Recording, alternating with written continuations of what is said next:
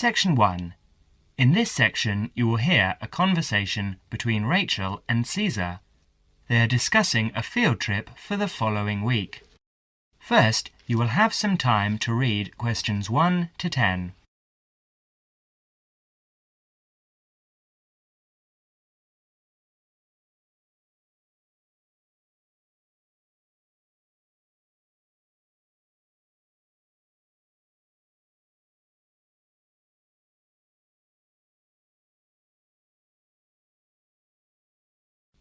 You will see that there is an example which has been done for you. On this occasion only, the conversation relating to this will be played first. Hi, Caesar. How are you? Good, thanks, Rachel. I'm fine. I was going to ring you tonight, so it's a good thing I've run into you. I wanted to remind you about the field trip, the 2-day field trip next week. Caesar wanted to remind Rachel about the field trip next week, so next week is provided in the space. Now we shall begin. You should answer questions as you listen because you will not hear the recording a second time. Now listen carefully and answer questions 1 to 7. Hi, Caesar. How are you? Good, thanks, Rachel. I'm fine. I was going to ring you tonight, so it's a good thing I've run into you. I wanted to remind you about the field trip, the 2-day field trip next week. What field trip? The geography field trip to the Warragamba Dam and the water treatment plant. It's a compulsory part of the first year environmental science course. Didn't you know about it? No, I must have missed that piece of information. This is news to me. But give me the details, please. Sure. Well, we have to meet outside the library next Monday at 7 in the morning, or you can meet us at 7:45 at the bus station in time to catch the coach, which departs at 8 o'clock. Oh, all right. And how long does it take to get to this place? Well, once we're on the coach, it will take about 2 hours. No, actually more like 2.5 hours at that time of day. And it could take as long as 3 hours to come back the next day because of the evening traffic. And what's the purpose of the trip? Didn't you get the course outline? You don't seem to know anything about this course. Well, remember, I only started at the university a month ago, so I joined the course 2 weeks late, and I've been trying to catch up ever since. Oh, of course. Well, we spend the first day visiting the dam. I believe we actually go inside the wall of the dam, which is really quite interesting, to see the dam functioning, you know, how much they regulate the water supply each day, depending on how much water is needed downstream in Sydney. Oh, okay. And, so if this is a 2-day trip, where are we staying? Not camping by the dam, I hope? No, not camping. They do actually have some overnight cabins near the dam for visiting groups, but we're spending the night in a youth hostel in a town nearby. That's all been arranged by the university. And what about meals? Should we take our own food along? No, you won't need to do that. The hostel provides 2 meals, breakfast and an evening meal, and we can find a cheap place to buy lunch. Great. So, is this the only dam that supplies water for Sydney? There are a couple of others too, but this is the main one. Well, with a population of over 4.5 million people, I suppose we do use thousands of litres each day. Absolutely. In fact, according to my notes here, they pump the water through something like 20,000 kilometres of pipes and canals and store the water in 262 service reservoirs. And each day we use enough water to fill 600 Olympic swimming pools. Now you will have another chance to look at questions 8 to 10.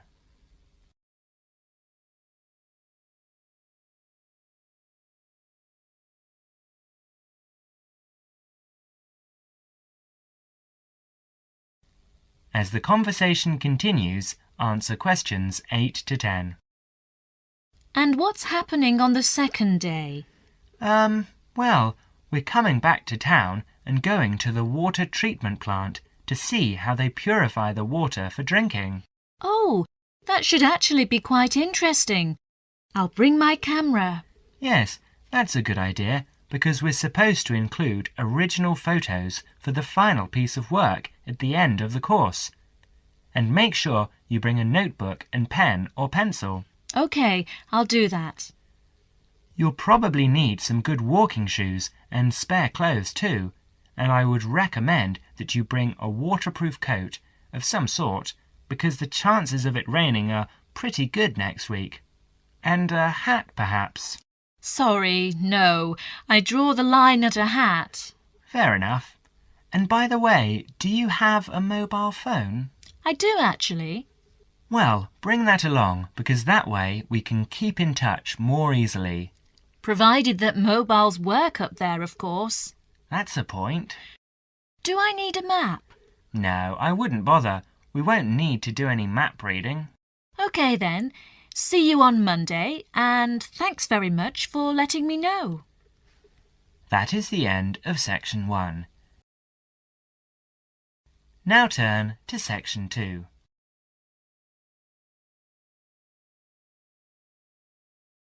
Section 2.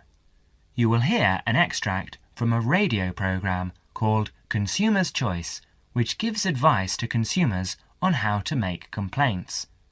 First, you will have some time to look at questions 11 to 20.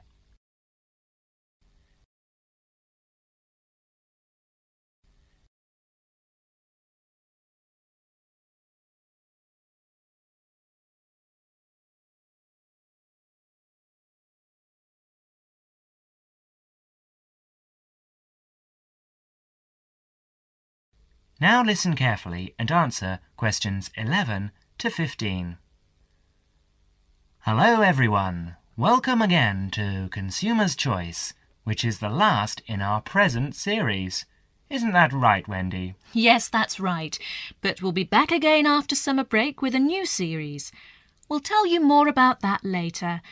But first, in today's programme, we start off with the missing photographs.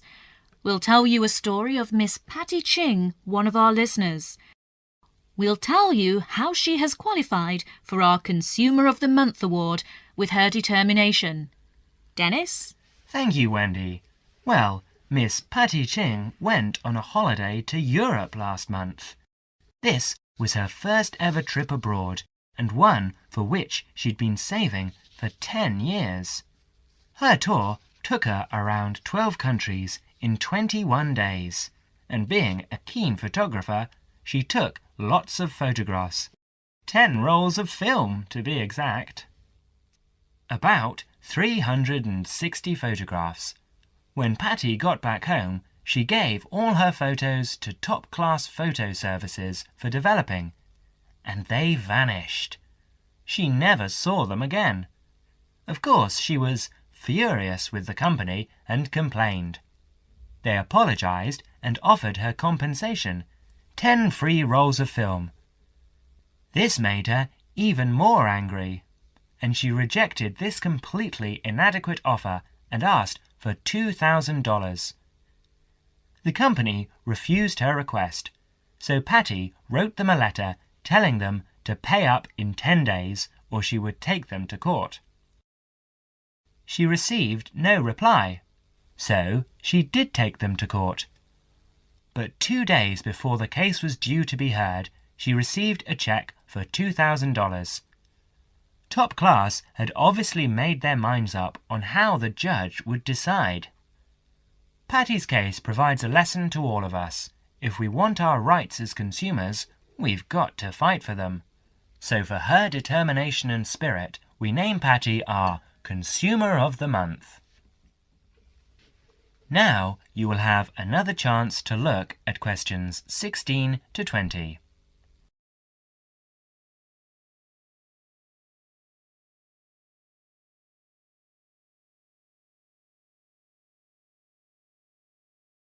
As the conversation continues, answer questions 16 to 20. Thank you, Dennis. And now I'd like to deal with the problem that many of our listeners write about: sale prices. When we go to a sale and see a sign on something saying 50% off or $300 reduced to $100, how do we know the prices really have been reduced? One of our listeners, Mr. Alvin Locke, tells his story. In a department store where I sometimes shopped, I saw a leather belt priced at $100. Too expensive for me, but I liked it and thought I might buy it next time the store had a sale. The store did have a sale, and I went back to look for the belt. It was there all right, but the ticket on it now read $200 reduced to $150. The sale price was actually higher than the normal price. What can we as consumers do in a case like this? The answer to Alvin's question is that, at the moment, all we can do is to complain to the store's management and bring these cases to the attention of the public. Bad publicity might help to put a stop to this dishonest practice. Of course, making a fuss about faulty goods or bad service is never easy. Most people dislike making a fuss. But if something you have bought is faulty or does not do what was claimed for it, you are not asking for a favour to get it right. It is the shopkeeper's responsibility to take the complaint seriously and to replace or repair a faulty article or put right poor service, because he is the person with whom you have entered into an agreement. The manufacturer may have a part to play, but that comes later.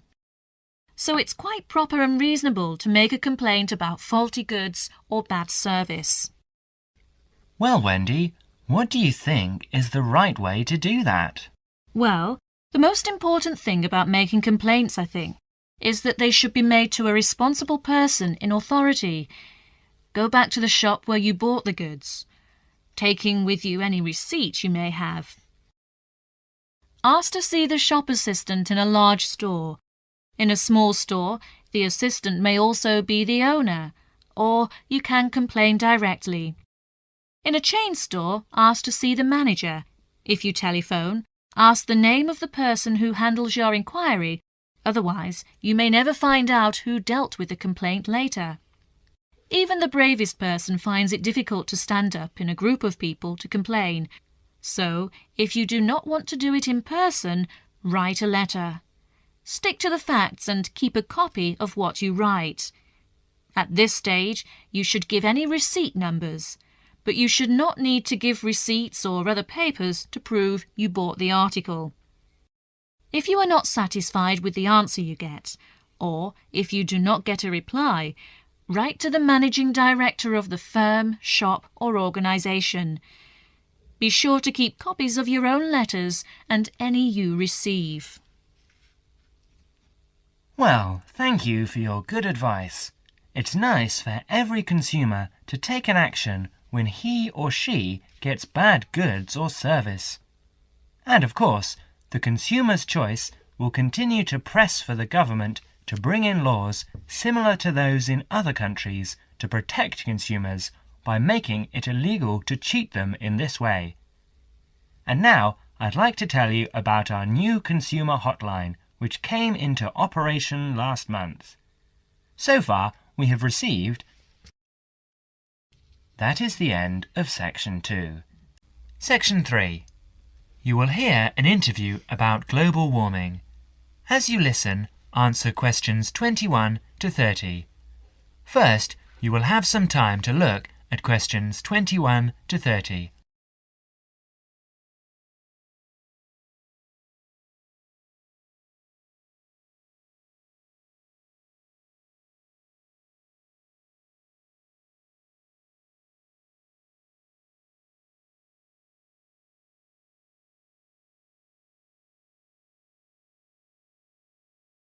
Now listen carefully and answer questions 21 to 25. Dr. Parkinson, global warming was the threat of the 1980s, but it seems to have fizzled out of people's minds. Why do you think that is? Yes, In a way, you're right. I think scientists have become occupied with the task of trying to find out whether it really is happening and, if so, whether it's caused by human activities. A greenhouse effect is, after all, a natural phenomenon. Yes, as we know, naturally occurring gases float above us, acting as insulators that prevent heat being radiated into space. And the fear is that the insulation might get thicker. Yes, and because of this, the Earth might get warmer. The latest prediction we've heard is that the temperature will increase by about 1/3 of a degree every 10 years. What are your feelings? Well, this prediction is difficult to make. You see, the global climate is the result of a web of influences. Who is to say that a simple action, such as adding carbon dioxide to the atmosphere, will not have several effects which might even cancel each other out? And I understand that the prediction is hard to verify whatever. Precisely. Why is that? Because the Earth's temperature surges and subsides naturally. In fact, the best way of detecting global temperature change is to measure the temperature of the oceans as accurately as possible. And this avoids the sort of seasonal fluctuations of the temperature of land mass. Yes, in fact, an understanding of the oceans is crucial to understanding how the global climate works. The ocean transports heat around the globe. It's like a great reservoir of heat. A tiny change in sea surface temperature denotes a huge change in the amount of heat it is storing. Before Parkinson goes on to explain, you will have another chance to look at questions 26 to 30.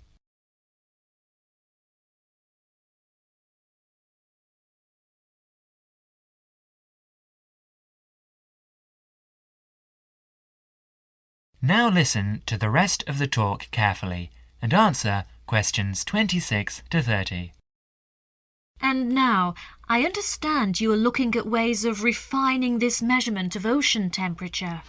Yes, for a long time we've measured it by placing thermometers in buoys bobbing in the oceans and also when ships draw water through their engines. It's also been done by satellite, hasn't it? Yes, but now data from a more promising system is being collected. This is the European Along-Track Scanning Radiometer, or ATSR, a much simpler name. The ATSR orbits the Earth above us. And what stage are you at with this? Well, it's been up there 2.5 years now. It's an infrared detector that senses the Earth's temperature with great accuracy, and this is what we need. We have to be able to separate out random changes in temperature. I believe there are other advantages as well. There are several.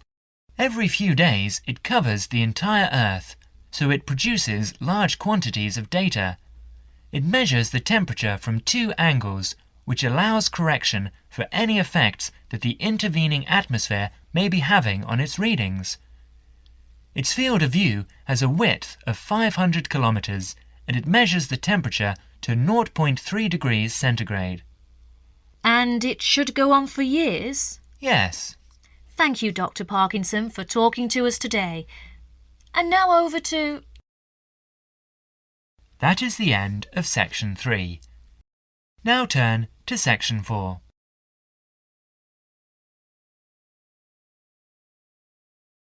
Section 4. You will hear an extract from a talk about preventative medicine, especially how students can look after their own health. As you listen, answer questions 31 to 40. First, you will have some time to look at questions 31 to 40.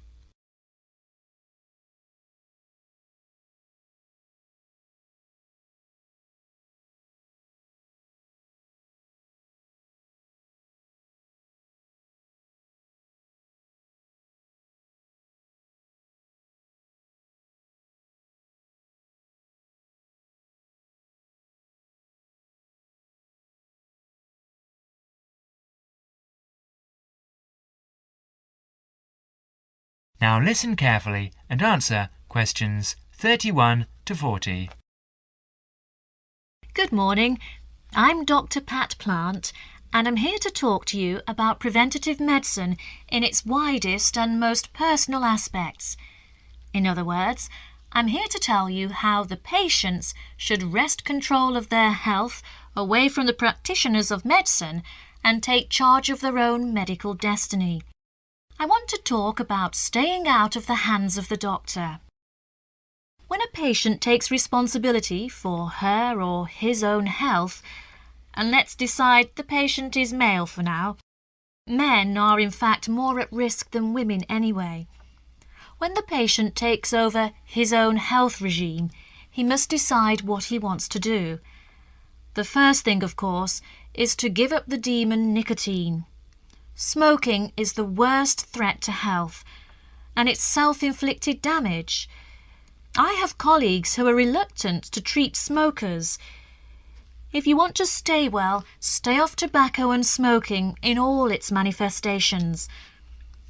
Our department has recently completed a survey of men's health.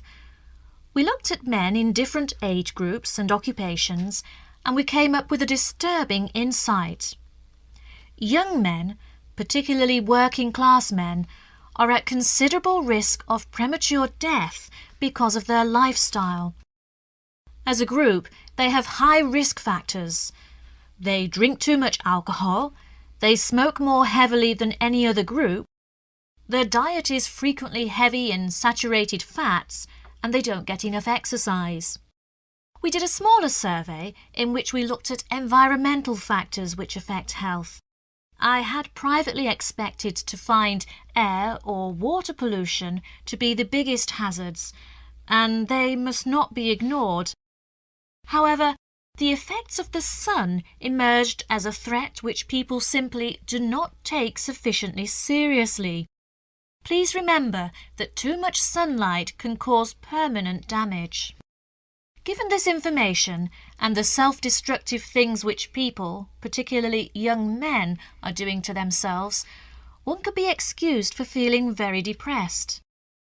However, I believe that a well-funded education campaign will help us improve public health standards and will be particularly valuable for young men. I'm an optimist. I see things improving, but only if things that you as students can do to improve your fitness.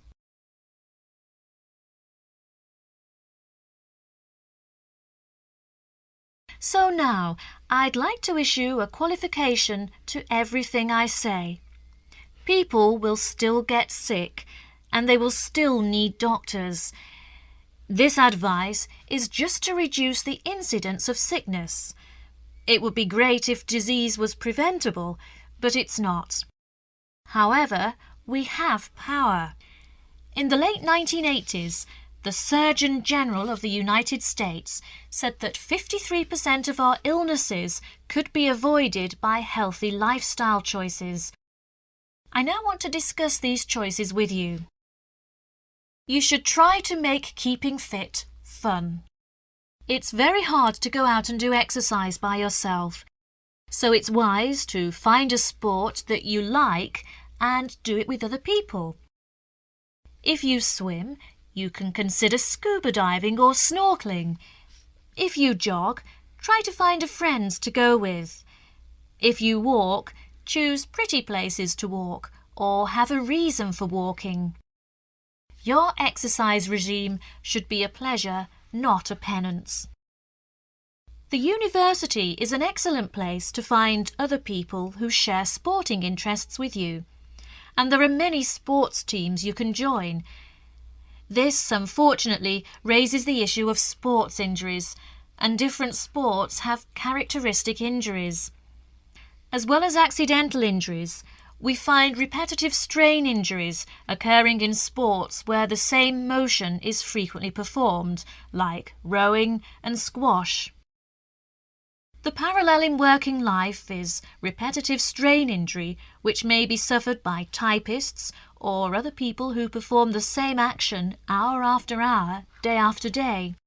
In this context, therefore, the most important thing to remember before any sport is to warm up adequately. Do stretching exercises and aim at all times to increase your flexibility. Be gentle with yourself and allow time to prepare for the game you have chosen to play. Don't be fooled by the term warm-up, by the way. It's every bit as important to do your warm-up exercises on a hot day as on a cool one. I think one of the recognitions is that all sports can borrow from each other. Many sports programs are now encouraging players to use cross-training techniques, that is, to borrow training techniques from other sports. Boxers have been using cross-training for years, building up stamina by doing road work and weight training, while honing their skills and reflexes. Other sports which require a high level of eye-hand coordination are following this trend. So you see table tennis players running and jogging to improve their performance, and footballers doing flexibility exercises which can help them control the ball better. All of these results are good, but the general sense of well-being is best and is accessible to us all, from trained athletes to people who will never run 100 metres in less than 15 seconds. Good health is not only for those who will achieve athletic greatness. That is the end of section 4. You now have half a minute to check your answers.